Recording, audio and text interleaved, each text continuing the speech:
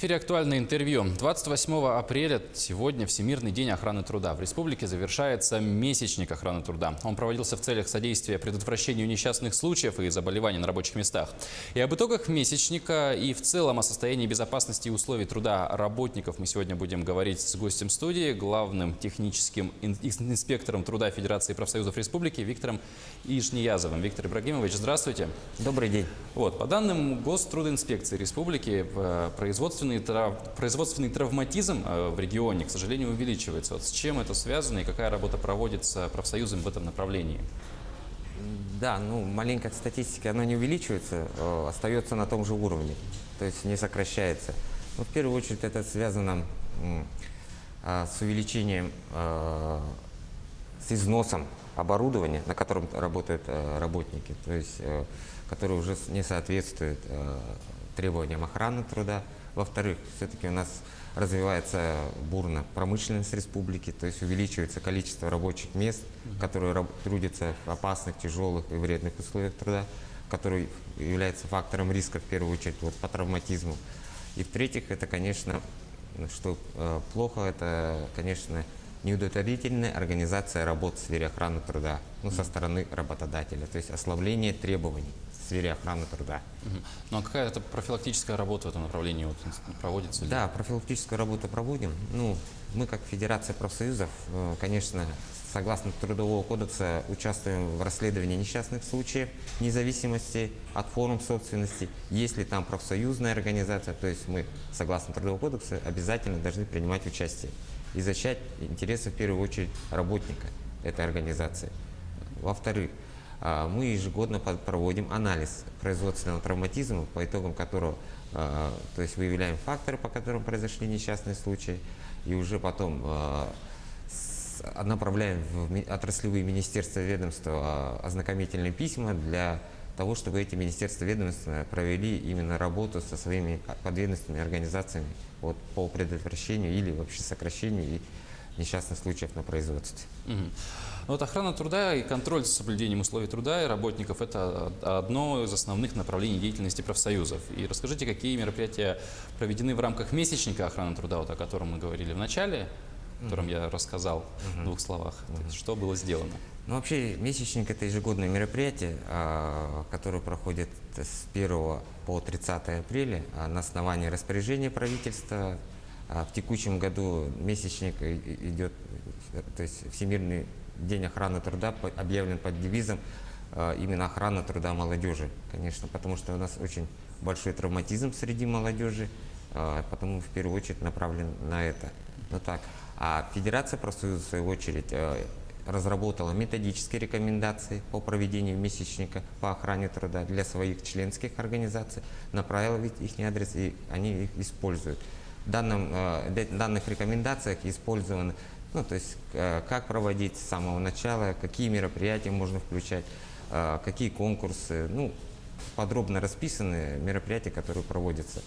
А в свою очередь еще Федерация профсоюзов во время месячника активно участвует в различных семинарах, нас приглашают различные предприятия, то есть мы более широко освещаем для трудового коллектива вопросы по охране труда, участвуем в различных конкурсах, которые проводят эти предприятия, то есть проводим еще различные мероприятия, такие связанные, которые на какую-то позитивную, на хорошую такую ситуацию в этих охранах, то есть освещаем их, то есть знакомим другие организации, как можно будет проводить. То есть такой большой перечень вопросов, связанных с охраной труда, чтобы именно улучшались условия труда.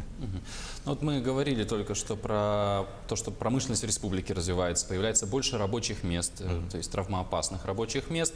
И такой вопрос, как обстоят дела с охраной труда в крупных промышленных предприятиях, работающих в регионе. Может быть, есть какие-то прям лидеры, и которых в пример можно поставить? Может быть, есть обратно противоположная ситуация? Конечно, да, как вы сказали, хочу, то есть это для меня очень хорошо. Дело в том, что если раньше в республике Саха-Якутия нас было всего 5 технических инспекторов, то последний год-два года нас увеличилось, стало 7 человек. И как раз 2 технических инспектора у нас появились при профсоюзных организациях. Это появилось, во-первых, в территориальном комитете профсоюза Якутугля, и также территориальном, межрегиональном профсоюзе «Профалмаз». То есть такие же функции, как у меня, то есть уже при этих профсоюзах есть такие люди, которые очень активно сейчас проводят работу в сфере охраны труда, и к этому есть уже результаты, то есть я уже вижу, что условия труда в тех организациях улучшаются, где травматизм существенно сократился, и в итоге то есть никаких жалоб или там что-то, каких-то вопросов с этих организаций нет. Ну, позитивные, конечно, это наши самые такие крупные промышленные организации. Да, у них там просто очень затрагивается много средств на охрану труда. У них работают службы, конечно, по охране труда. Ну, просто очень большое внимание уделено сфере охраны труда. Потому что, Это, получается, компании вот Якутуголь, ну, вот вы назвали 2 технических инспектора. да, появилось. ну, кроме этого, конечно, у нас компания есть Якутэнерго, где тоже очень хорошо стоят условия труда, именно уделяет внимание. Кроме того, есть такие небольшие, но тоже промышленные предприятия. Ну, возьмем это Якутский хлебокомбинат, тоже очень хорошо соблюдается вот именно все эти вопросы.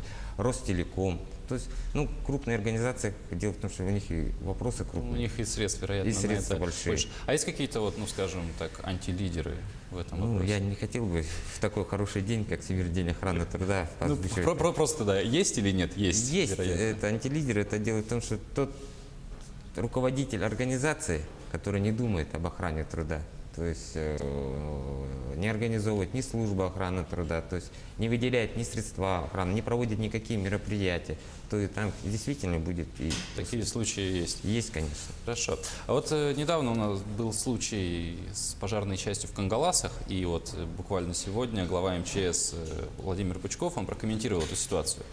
И как вы прокомментируете, вот, были ли действительно нарушения там в этой пожарной части или нет? Ну да, я вот воздержусь от той статьи, которая была у нас в интернет-источниках, ну, которую опубликовали, ну, от Пучкова. Ну, просто скажу от себя, да. Да, действительно, ситуация там немножко сложная, именно с условиями труда, с предоставлением средств специальной защиты, спецодежды. Из-за чего все это пошло? В 2009 году ГБУ РСЯ образовалась, то есть она образовалась от МЧС, то есть передали эти полномочия субъекту, то есть Республике Саха-Якутия. Ну и как бы немного нарушений пошли с тех времен. То есть своевременно мы не провели некоторую работу. А почему? Хочу всем сказать, что ГБУ РСЯ противопожарная служба, то есть создала свою первичную профсоюзную организацию и вступила к нам в профсоюз 8 апреля текущего года. То есть как бы совсем да, недавно. Совсем недавно. Если бы они были раньше вступили, мы, конечно, бы уже с ними работу провели. Дело в том, что мы, техническая инспекция труда, работаем с предприятиями, кто является профсоюзной организацией. Какие нарушения там есть? Ну, и, в принципе, условия труда нормальные, охрана труда, то есть созданы, избранные ответственные лица, проводятся. Но есть небольшие замечания, которые надо бы исправлять. Это и вовремя спецодежду не выдают, это и переработки у них, и как они оплачиваются. Ну, это все мы потом уже в составе рабочей группы оформим специальную справку, и уже потом будет решено председателем правительства Чекиным. Хорошо, мы продолжаем. Вот до конца 2018 года на всех рабочих местах должна быть проведена специальная оценка условий труда. От результатов от этой оценки напрямую зависят гарантии и компенсации работников. Какую роль играют профсоюзы в проведении вот этой оценки? Ну, очень большую роль, потому что на основании данного федерального закона очень большие полномочия переданы профсоюзам. То есть в обязательном порядке членом комиссии по проведению специальной оценки условий труда должен быть представитель профсоюзной организации. То есть она образуется из числа ответственных лиц, которые именно связаны с вопросами охраны труда, именно специалиста по охране труда, и вот членом является представитель профсоюзной организации. Это может быть уполномоченное доверенное лицо по охране труда или председатель профкома. В чем это выражается? То есть он в первую очередь следит за состоянием условий со стороны работников, чтобы как все это правильно должно было быть. То есть эта комиссия начинается, что выбирает сперва, какая организация будет проводить специальную оценку условий труда.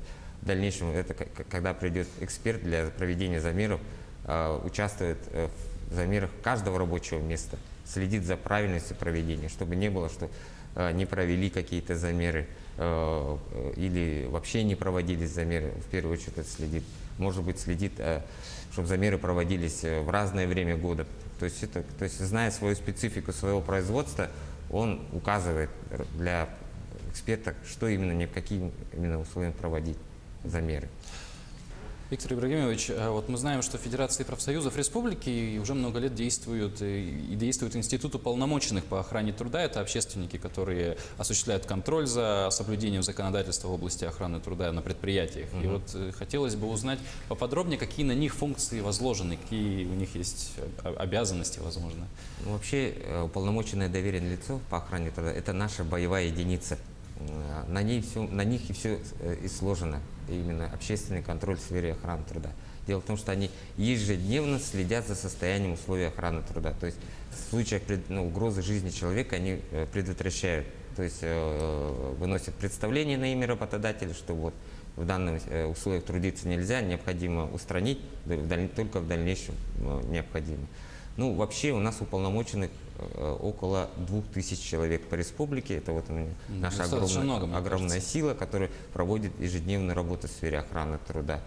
Ну, конечно, их много у нас, большинство в промышленных предприятиях, но в наших небольших предприятиях или бюджетных организациях их не очень-то большое количество, что, конечно, к сожалению, что вот именно общественный контроль в этих условиях довольно-таки слабоват. То есть необходимо вот усиливать работу в данном направлении. Ну, конечно, туда работать не каждый пойдет. Понимаете, это общественная нагрузка, да еще и бесплатная, да еще и некоторые боятся свое руководство, если там указывать, могут и уволить же. Ну, действительно. Ну, мы стараемся, конечно, в рамках социального партнерства, то есть и с работодателями проводить определенную работу, что это в первую очередь вам в помощь, а не наоборот в контроль. То есть очень многие соглашаются и идут, конечно, нам навстречу.